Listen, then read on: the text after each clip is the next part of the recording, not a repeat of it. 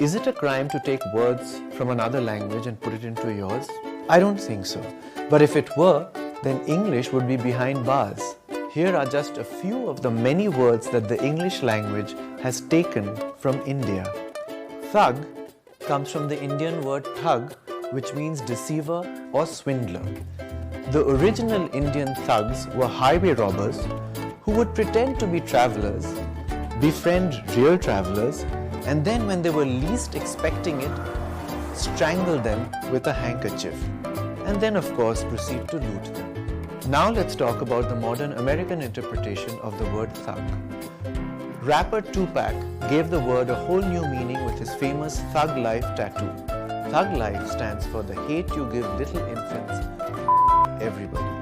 What that essentially means is that people turn to crime because of the way society treated them when they were young. Worth thinking about. Loot is another word the British looted from India. It first appeared in English in an 18th century publication called Indian Vocabulary, which was linked to the impeachment trial of Warren Hastings, the Governor General of Bengal. Accused of looting the state instead of governing it, he was later acquitted. Not surprising, given that the primary activity of the British administration in India, some would say, was looting. Why would they punish one of their own for it? Dacoits are gangs of armed robbers, and dacoity is defined by the Indian Penal Code as armed robbery committed by 5 or more people. The words came into the English language from the Indian words dacoit and dacoity. Dacoit, loot, thug.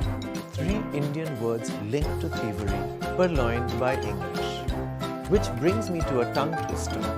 3 free thugs set 3 thugs free. Try to repeat that as fast as you can without tripping.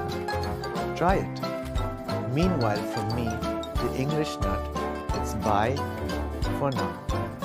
3 free thugs set 3 thugs free.